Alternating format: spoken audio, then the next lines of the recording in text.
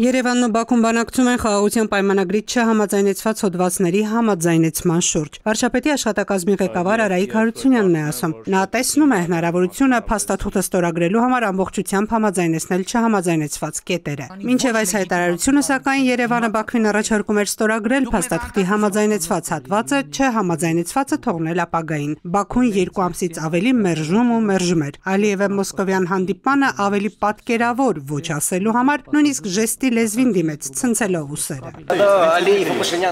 Երբ կստորագրվի խաղաղության պայմանագիրը։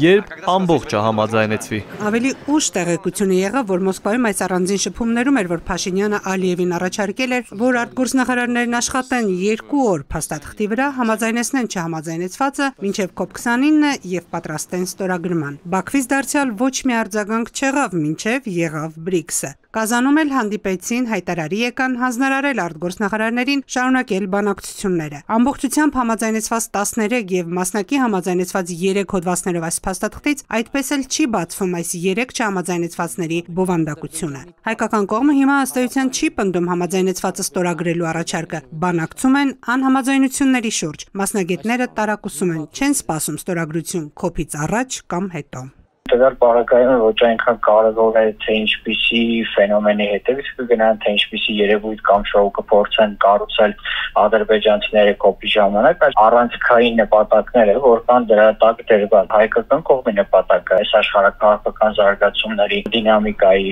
մեջ այն է, որ փորձեն հասնել խաղաղության, փորձեն կայունություն տարածաշրջանում ապահովել։ Միաժամանակ Ադրբեջանը հասկանում որ ուժային բալանսը ավելի շուտ նպաստ իրեն է տվյալ պարագայում եւ փորձում է ճնշում մաքսիմալացնել Հայաստանի վրա, այդ իսկ պատճառով փորձում է տարբեր առիթներ օգտագործելով ավելի շատ մեծ սպառնալիքներ օգտագործի, ավելի շատ փորձում է դիսկրեդիտ անել հայկական կողմին եւ այս տեսանկյունից խաղաղության հասնելը զուգահեռաշրջակագրային փաստաթղթի ստորագրումով անհնարին է լինել։ Քաղաքագետը պարզ է բանաձևում խաղաղության պայմանագրի ստորագրմանը դրդող գործոններ չկան Ադրբեջանում, չկա նաեւ միջազգային արտաքին այնպիսի ճնշում, որ ադրբեջանցիները քայլ անեն դեպի խաղաղություն։ Եղածն ըստ քաղաքագետի առնվազն բավարար չէ։ Բաքվում հիմա դեպի խաղաղություն շարժիչ ուժ չկա։ Մենք նաև Ադրբեջանի դեպքում գործ չունենք ժողովրդավարական ռեժիմի, գործ չունենք մարդու իրավունքները հարգող ռեժիմի հետ, այլ այնտեղ որոշումները ընդունում են հիմնականում շատ ավելի ավտորիտար կերպով եւ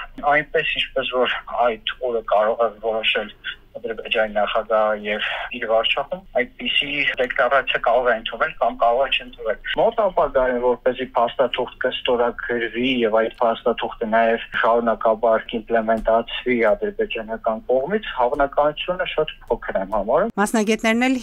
հիշեցնում են անշուշտ, որ խաղաղության պայմանագրից դուրս է սահմանազատման գործընթացը։ Փաստաթղթից հանեցին նաեւ հաղորդակցությունների ապաշրջափակման հարցը։ Դրանք առանձին քննարկման տիրույթում են եւ ուրեմն հիմա ինչ զիջումների է պատրաստ Բաքուն ամբողջացնելու համաձայնեցնելու փաստաթուղթը, ոչ մի խոսք։ Ծիրանուշ Մուրադյան, ժամը լրատվական։